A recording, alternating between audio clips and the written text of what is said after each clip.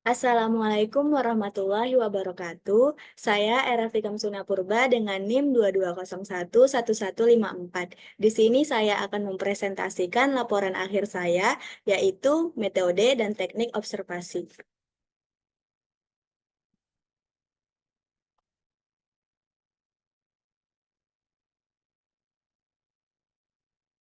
Identitas subjek yang saya pilih adalah dengan inisial MU, jenis kelamin laki-laki, tahun kelahiran 2018.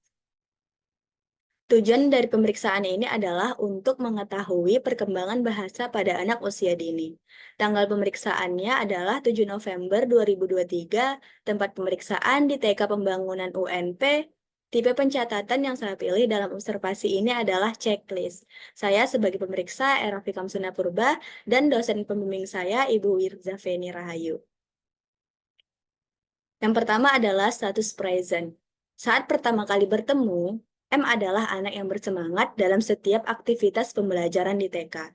Meskipun cenderung pendiam, M selalu antusias saat diajak berpartisipasi, memberikan jawaban dengan penuh keceriaan. Dalam menyelesaikan berbagai aktivitas dan tugas, M menunjukkan tingkat perhatian yang cukup baik. Sifat aktifnya tidak diiringi dengan kekacauan.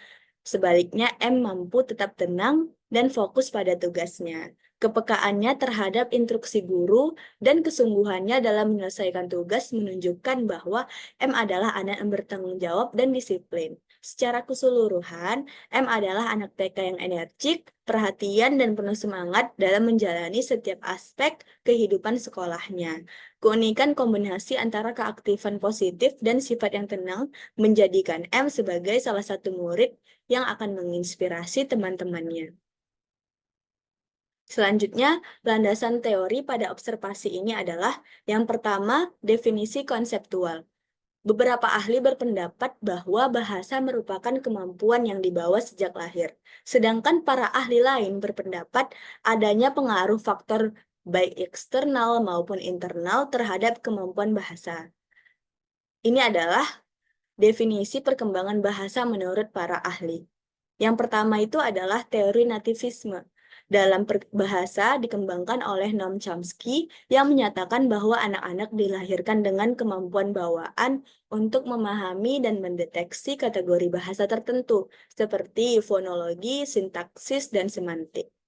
Teori nativisme dalam bahasa ini yang dikembangkan oleh Chomsky sekitar tahun 1950-an dan terus mengalami perkembangan sejak saat itu dan telah memengaruhi bidang linguistik dan pembelajaran bahasa secara luas. Selanjutnya adalah teori behavioristik. Ada 3 ahli pada teori ini. Yang pertama Skinner. Aliran behaviorisme yang dipelopori olehnya mengatakan bahwa pemerolehan bahasa itu bersifat nurtur, yakni pemerolehan bahasa ditentukan oleh alam sekitar. Selanjutnya adalah Bandura. Bandura menekankan peran penting pengaruh sosial dan proses kognitif dalam perkembangan bahasa anak, termasuk pengamatan dan imitasi. Selanjutnya adalah Watson. Perkembangan bahasa anak terjadi melalui proses conditioning, di mana anak mempelajari bahasa melalui asosiasi antara kata-kata dengan objek atau konsep tertentu. Ada aksi, maka akan ada respon. Selanjutnya adalah teori perkembangan kognitif.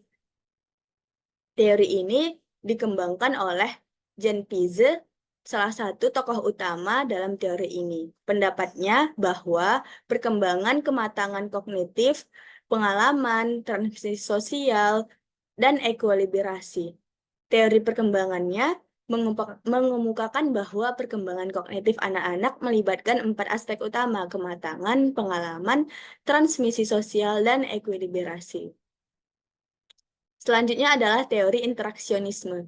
Menurut Vygotsky, perkembangan bahasa anak sangat terkait dengan interaksi sosial dan budaya. Vygotsky melihat bahasa sebagai produk sejarah yang internalisasi dari ilmu bahasa dan berfungsi sebagai alat untuk membentuk pemikiran. Vygotsky juga menekankan bahwa bahasa tidak hanya terkait dengan struktur gramatikal atau suara, tetapi lebih erat mengikat pada fungsi menilai individu dan latar belakang sosialnya. Selanjutnya adalah teori fungsional. Teori fungsional ini membawa revolusi dalam penelitian perkembangan bahasa dan pemerolehan bahasa dengan menggambarkan bahasa sebagai ekspresi dan kemampuan kognitif dan afektif yang bermanfaat bagi manusia dan lingkungan mereka. Teori fungsional juga menyoroti aspek afektif dari bahasa yang mencakup emosi, sikap, dan perasaan. Ini menunjukkan bahwa bahasa bukan hanya tentang pertukaran informasi, tetapi juga tentang mengekspresikan diri dan berinteraksi secara emosional dengan orang lain. Selanjutnya adalah definisi operasional. Perkembangan bahasa anak adalah proses di mana seorang anak secara bertahap memahami, menguasai, dan menggunakan bahasa secara efektif. Ini ini mencakup kemampuan anak dalam mengenali dan mengucapkan bunyi-bunyi atau suara, aspek fonologis, aspek semantik, aspek sintaksis, dan berinteraksi dengan orang lain sesuai dengan norma sosial dan ekspresi emosi, sikap, dan perasaan melalui komunikasi lisan atau tertulis, atau biasa disebut dengan aspek emosional. Definisi ini mencakup sejumlah indikator perilaku yang mencerminkan kemampuan anak dalam setiap aspek bahasa, seperti kemampuan mereka untuk mengucapkan bunyi, berinteraksi secara efektif, dan mengekspresikan emosi melalui bahasa. Selanjutnya adalah aspek atau dimensi. Yang pertama adalah aspek fonologis. Kemampuan anak dalam mengenali dan mengucapkan bunyi-bunyi atau suara dalam bahasa dengan benar. Anak mengenali bunyi-bunyi vokal seperti A, O, U, dan I, yang dimana perkembangan ini diawali dengan sebuah ocehan yang belum memiliki makna. Pada akhirnya anak mampu mengenali struktur kalimat yang kompleks. Aspek fonologis dalam perkembangan bahasa pada anak usia dini terkait dengan teori nativisme yang dikembangkan oleh Noam Chomsky.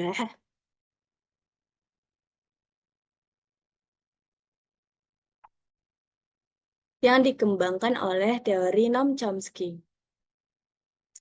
Teori ini menyatakan bahwa yang dikembangkan oleh Noam Chomsky. Teori ini menyatakan bahwa anak-anak dilahirkan dengan kemampuan bawaan, seperti fonologi, sintaksis, dan semantik. Selanjutnya adalah aspek semantik. Pada aspek ini, faktor lingkungan sangat berperan dalam perkembangannya. Biasanya aspek ini berkembang pesat pada saat prasekolah. Pemahaman anak terhadap makna kata, frasa, dan kata-kata dalam kalimat. Anak-anak dapat menggunakan kata sesuai dengan tujuannya. Contohnya, anak bisa mengatakan tidak mau untuk menyatakan penolakan. Indikator dari aspek ini adalah kemampuan individu untuk memahami dan menggunakan arti kata, kalimat, dan teks dalam konteks bahasa. Selanjutnya adalah aspek sintaksis. Kemampuan anak dalam menggunakan bahasa lisan dan susunan kalimat yang baik. Aspek ini berkembang pesat saat anak menjalani usia 2 tahun dan 2 tahun akhir, menjadi puncaknya. Misalnya, bunga memberi makan kucing, bukan kucing bunga makan memberi. Selanjutnya adalah aspek pragmatik. Aspek pragmatik dalam perkembangan bahasa anak usia dini merujuk pada kemampuan anak untuk menggunakan bahasa dalam konteks komunikasi sehari-hari, termasuk pemahaman mereka terhadap tujuan dan makna dari penggunaan bahasa dalam situasi komunikasi yang berbeda. Aspek pragmatik dapat dilihat sebagai lintas teori karena melibatkan unsur fungsi sosial, pengembangan kognitif, interaksi sosial, dan respon terhadap stimulus. Selanjutnya adalah aspek emosional. Aspek emosi ini dalam bahasa merujuk pada cara individu mengekspresikan dan merespon emosi, sikap, dan perasaan melalui komunikasi lisan atau tertulis. Seperti dalam tone of voice, kata-kata dan frasa emosional, ekspresi wajah, dan gestur tubuh. Nah, di sini saya akan menjelaskan blueprint atau panduan observasi ini. Yang pertama adalah aspek fonologis, indikatornya kemampuan individu untuk memahami dan menghasilkan suara bahasa. Indikator perilakunya adalah yang pertama, anak mampu mengenali perbedaan dari bunyi-bunyi dalam bahasa seperti bola, pola, mama, papa, kucing, kacang. Selanjutnya adalah anak mampu membedakan dan mengucapkan konsonan dan vokal secara tepat. Kemudian anak mampu mengikuti aturan intonasi dan aksen dalam berbicara. Kemudian anak mampu untuk mengulang kata-kata atau frasa yang mereka dengar. Kemudian adalah kemampuan verbal. Yang pertama, anak mampu mengucapkan suara kata-kata dengan benar sesuai intonasinya. Kemudian anak mampu mengucapkan nama-nama orang lain. Selanjutnya anak mampu menyampaikan cerita atau narasi dengan struktur yang baik. Selanjutnya adalah anak mampu untuk mengikuti arahan sederhana dalam bahasa. Kemudian adalah aspek semantik. Pada aspek semantik ini, indikatornya adalah kemampuan individu untuk memahami dan menggunakan arti kata, kalimat, dan teks dalam konteks bahasa. Adapun indikator perilakunya, yang pertama adalah anak mampu untuk mengartikan kata-kata, anak mampu mengidentifikasi objek dan menyebut namanya, anak mampu menyusun kalimat pendek untuk menyampaikan ide atau keinginan. Selanjutnya, anak mampu mengidentifikasi sinonim dan antonim, dan anak mampu mengidentifikasi warna dan bentuk objek. Yang ketiga adalah aspek sintaksis. Pada aspek ini, indikatornya adalah kemampuan memahami dan menggunakan struktur kalimat. Adapun indikator perilakunya adalah anak mampu menyusun kalimat dengan susunan yang baik, anak mampu menggunakan tenses seperti kemarin saya pergi ke taman. Anak mampu mengenali perbedaan antara kalimat tanya, pernyataan, dan perintah dalam konteks komunikasi. Kemudian ada juga indikator kemampuan memahami dan menggunakan tata bahasa. Adapun indikator perilakunya adalah anak mampu menggunakan tata bahasa yang sesuai atau dapat dibilang tidak terbalik-balik. Anak mampu menggunakan kata ganti dengan tepat seperti aku, kamu, dia. Kemudian anak mampu mengajukan pertanyaan maupun menjawab pertanyaan. Anak mampu menggunakan kalimat perintah dengan format yang benar. Anak mampu mengidentifikasi dan menyebutkan objek-objek di dalam kategori tertentu, misalnya hewan, buah-buahan. Selanjutnya ada aspek pragmatik. Pada aspek ini terdapat indikator kemampuan individu untuk menggunakan bahasa dalam situasi komunikatif yang sesuai. Adapun indikator perilakunya adalah pertama, anak mampu menggunakan bahasa yang sopan saat berbicara dengan orang dewasa. Anak mampu mengikuti aturan percakapan seperti giliran bicara, mengajukan pertanyaan. Kemudian anak mampu menggunakan bahasa dalam permainan maupun kegiatan akademik, seperti diskusi dengan teman kelompok. Selanjutnya adalah anak mampu memahami humor dalam bahasa, anak mampu menghormati perbedaan dalam gaya berbicara dan bahasa, anak mampu menggunakan bahasa untuk menyampaikan rasa terima kasih. Dan yang terakhir adalah aspek emosi. Pada aspek ini terdapat indikatornya yaitu tone of voice. Adapun indikator perilaku dari tone of voice adalah yang pertama nada suara tinggi dan bersemangat saat berbicara tentang kebahagiaan. Kemudian nada suara lembut dan penuh empati saat berbicara tentang simpati. Selanjutnya adalah nada suara meningkat saat marah atau frustasi. Selanjutnya adalah indikator kata-kata dan frasa emosional.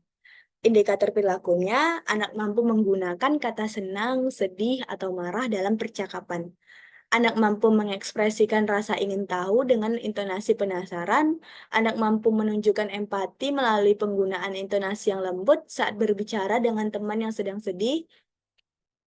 Selanjutnya adalah ekspresi wajah dan gestur tubuh. Adapun indikator perilakunya, anak mampu mengekspresikan emosi dengan ekspresi wajah yang sesuai, seperti tersenyum saat senang atau mengernyitkan dahi saat bingung. Kemudian anak mampu menggunakan gestur tubuh seperti mengangguk atau menggeleng untuk menyatakan setuju atau tidak setuju. Anak mampu menggunakan gestur tubuh seperti melihat mata lawan bicara untuk menunjukkan keterlibatan dalam percakapan. Kemudian, anak mampu menggunakan bahasa tubuh seperti melambai sebagai bentuk komunikasi nonverbal. Selanjutnya adalah hasil observasi. Pada observasi ini, tipe pencatatan yang saya pilih dalam observasi ini adalah checklist, karena di dalamnya sudah menyusun perilaku yang akan diobservasi. Selain itu, telah diketahui terlebih dahulu perilaku yang akan diobservasi berdasarkan teori yang sudah tertera di definisi konseptual dan aspek-aspek perilaku. Lalu akan diteliti ada atau tidak adanya perilaku tersebut muncul. Yang pertama, aspek fonologis, yaitu pada indikator kemampuan individu untuk memahami dan menghasilkan suara bahasa. Indikator perilaku, anak mampu mengenali perbedaan dan bunyi-bunyi dalam bahasa seperti bola pola, mama papa, kucing kacang. Keterangannya, Jumat pagi anak-anak dikumpulkan dan MU terlihat mampu untuk mengikuti pengarahan dengan baik. Pertemuan ini dimulai dari jam 7.30 sampai jam 8. Saat itu anak-anak akan mempraktikkan sholat subuh, baik dari bacaan, niat, hingga seterusnya. MU terlihat mampu pada indikator ini. Selanjutnya yang nomor 2 adalah anak mampu membedakan dan mengucapkan konsonan dan vokal secara tepat. Saat ditunjukkan gambar objek, MU dapat menyebutkan konsonan dan vokal dalam nama objek, seperti saat menunjuk gambar kucing, gajah, dan jerapah pada poster. MU dapat mengatakan misalnya pada kata kucing, K sebagai konsonan dan I sebagai vokal. Selanjutnya adalah anak mampu mengikuti aturan intonasi dan aksen dalam berbicara. Saat membaca Asmaul Husna bersama, MU mampu mengikutinya dan ini sesuai dengan intonasi dan nada yang sudah ditetapkan. Selanjutnya adalah anak mampu untuk mengulang kata-kata dan frasa yang mereka dengar. MU mampu mengulangi kata-kata yang diinstruksi oleh gurunya. Kemudian adalah kemampuan verbal. Indikatornya, yang pertama, anak mampu mengucapkan suara kata-kata dengan benar sesuai intonasinya. Di sini MU menceritakan ibunya yang sedang di luar negeri. MU mengaku sedikit sedih tetapi juga senang karena biasanya ibunya akan pulang dengan membawa banyak mainan. Selanjutnya adalah anak mampu mengucapkan nama orang lain. Di sini MU mampu mengucapkan nama temannya baik yang dalam lingkup kelas maupun yang di luar. Kemudian yang ketiga adalah anak mampu menyampaikan cerita atau narasi dengan struktur yang baik. Di sini MU mampu mengulangi cerita tentang film yang ditonton. Pada saat itu sedang menonton kisah Nabi dan saat ditunjuk oleh guru, MU mampu mengulanginya kembali. Kemudian anak mampu untuk mengikuti arahan sederhana dalam bahasa. MU mampu mengikuti arahan sederhana dari guru seperti anak soleh dengan jawaban yang sudah diberitahu. Selanjutnya adalah aspek semantik. Pada aspek semantik, adapun indikatornya adalah kemampuan individu untuk memahami dan menggunakan arti kata kalimat dan teks dalam konteks bahasa. Di sini, anak mampu untuk mengartikan kata-kata. MU mampu memahami perkataan gurunya. Saat jam makan, ibu guru bertanya, ada yang mau tambah? MU tunjuk tangan dan mengatakan, mau tambah mie sama kerupuk. Kemudian yang kedua adalah anak mampu mengidentifikasi objek dan menyebutkan namanya. Dibuktikan dengan MU saat menunjuk poster hewan. MU mampu menyebutkan nama hewannya dan warnanya. Selanjutnya adalah anak mampu menyusun kalimat pendek. MU mampu menceritakan saat itu dia berkata, Mama dosen di gedung pink. Selanjutnya adalah anak mampu mengidentifikasi sinonim dan antonim.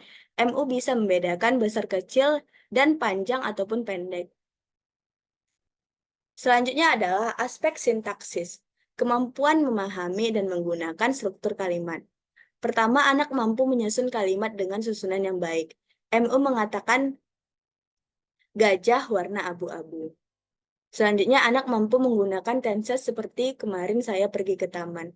MU mengatakan nanti pulang sekolah dijemput oleh nenek. Selanjutnya, anak mampu mengenali perbedaan antara kalimat tanya, pernyataan, dan perintah dalam konteks komunikasi. Di sini, M dapat mematuhi perintah guru untuk diam, menjawab pertanyaan guru, dan mengikuti pengarahan dengan baik. Kemudian indikator selanjutnya adalah kemampuan memahami dan menggunakan tata bahasa. Anak menggunakan tata bahasa yang sesuai atau dapat dibilang tidak terbalik-balik. Anak mampu menggunakan kata ganti dan dengan tepat seperti aku, kamu, dia. Di sini M mengatakan saya tidak punya adik. Pada indikator anak mampu menggunakan kata ganti dengan tepat seperti aku, kamu, dia, MU tidak menunjukkan perilaku ini. Kemudian yang ketiga adalah anak mampu mengajukan pertanyaan maupun menjawab pertanyaan. Di sini MU mampu menjawab setiap pertanyaan yang diajukan guru. Saat itu MU mengajukan pertanyaan, "Kakak dari mana?" Selanjutnya adalah anak mampu menggunakan kalimat perintah dengan format yang benar. Pada indikator ini, MU tidak menunjukkan perilaku ini. Kemudian adalah aspek pragmatik. Pada aspek ini terdapat indikator kemampuan individu untuk menggunakan bahasa dalam situasi komunikatif yang sesuai. Pertama adalah indikator anak mampu menggunakan bahasa yang sopan saat berbicara dengan orang dewasa.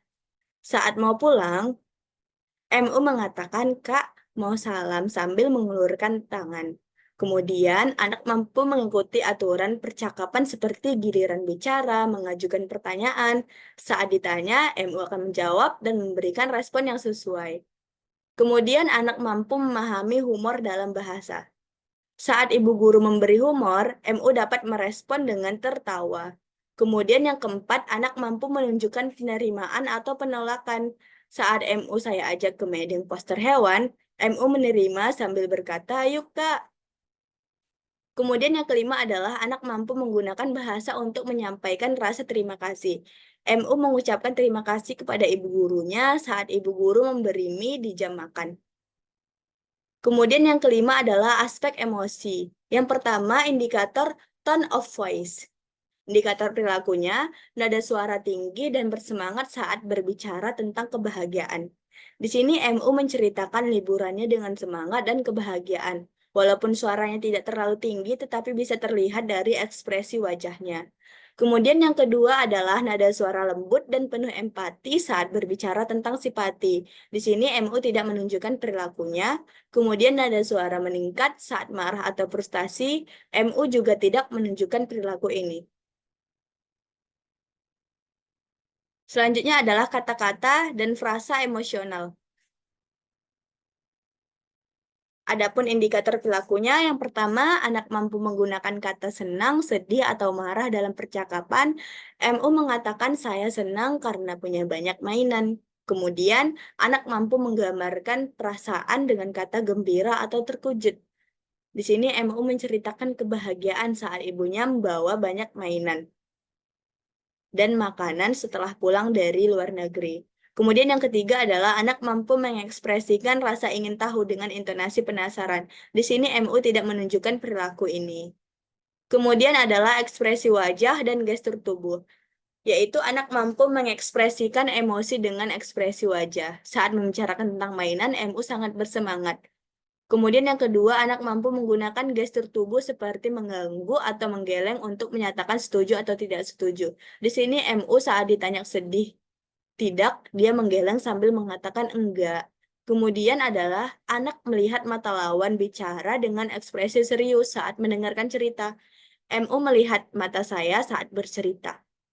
Kemudian yang keempat adalah anak mampu menggunakan bahasa tubuh seperti melambai sebagai bentuk komunikasi nonverbal. Ketika jam pulang, MU melambai menunjukkan kata selamat tinggal atau dadah. Baiklah, mungkin sekian dari presentasi saya. Mohon maaf jika ada kekurangan. Wassalamualaikum warahmatullahi wabarakatuh.